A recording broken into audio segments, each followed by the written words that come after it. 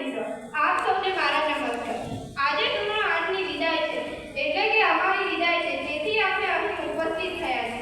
તો આજે હું મારા કેટલાક અનુભવ કહેવા માંગુ છું, તો તમે શાંતિથી સાંભળો તેવી મારી નમ્ર વિનંતી છે। હું ધોરણ 6 માં અહીં નાનું પાપામાં આવી ત્યારે મને કેટલાક વિચારો આવતા હતા કે અહીંની સ્કૂલ કેવી હશે, અહીંના શિક્ષકો કેવા હશે, અહીંનું શિક્ષણ કેવું હશે। પણ જ્યારે હું આ સ્કૂલમાં પ્રવેશી ત્યારે મારા બધા જ પ્રશ્નો હલ થઈ ગયા અને મને ખૂબ જ મજા આવી। હું ધોરણ 6 માં જ્યારે અભ્યાસ કરતી હતી ત્યારે અમારા ક્લાસ ટીચર મેરનિશા ટીચર હતા। જો હું મેરનિશા ટીચરની વાત કરું તો તેમનો સ્વભાવ ખૂબ શાંત અને સરસ હતો। તેમને મેથ્સ લેતા હતા, તેમને હસાવતા હસાવતા ભણાવતા એટલે અમને મજા પણ આવતી। જો ફાલ્ગુની ટીચરની વાત કરું તો ફાલ્ગુની ટીચર અમારું હિન્દી લેતા હતા। તેમને કોર્સ પૂરો થઈ ગયો હોય તો અલગ અલગ વિદ્યાર્થીઓને ડિવિઝન માટે બોલાવતા, તેથી અમારે શિક્ષક દેખાય કે કોઈ સ્પીચ બોલવી હોય તો અમે બોલી શકીએ। શું કરું વર્ણન આપના શબ્દનું ગજુ નથી, શું કરું વર્ણન આપનું શબ્દનું ગજુ નથી, હવે આંખોમાં જોઈ લો કંઈ બોલવાની જરૂર નથી। જો રોહિત સરની વાત કરું તો તે અમારું સામાજિક વિજ્ઞાન લેતા હતા। તેમને હસાવતા હસાવતા ભણાવતા હતા, તેથી અમને તેમના લેક્ચરમાં ખૂબ મજા આવતી હતી। જો સામાજિક વિજ્ઞાનમાં હસાવતા હસાવતા ના ભણાવે તો બોરિંગ લાગે અને કેટલાક તો સૂઈ પણ જાય, તેથી હસાવતા હસાવતા ભણાવતા।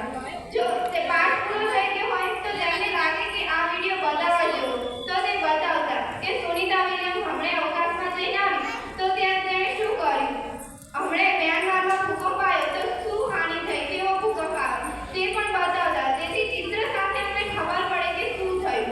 જો જામા સરની વાત કરું તો જામા સરનો લેક્ચર ન આવ્યો હોય તો પણ બીજાનો લેક્ચર લઈને અમને ભણાવતા, સાથે સાથે જ્ઞાનશાસ્ત્ર અને એનએમએમએસની પણ તૈયારી કરાવતા।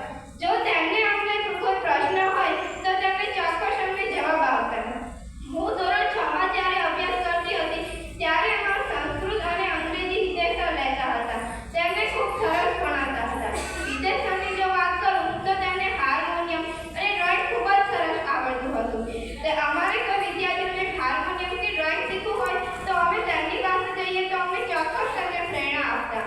અમે જ્યારે ધોરણ 6 માં અભ્યાસ કરતા હતા ત્યારે જે વિદ્યાર્થીઓ ધોરણ 8 માં અભ્યાસ કરતી હતી તેમની સાથે અમને વાતો કરવાની અને રમવાની ખૂબ જ મજા આવતી હતી। કથિરમાંથી કંચન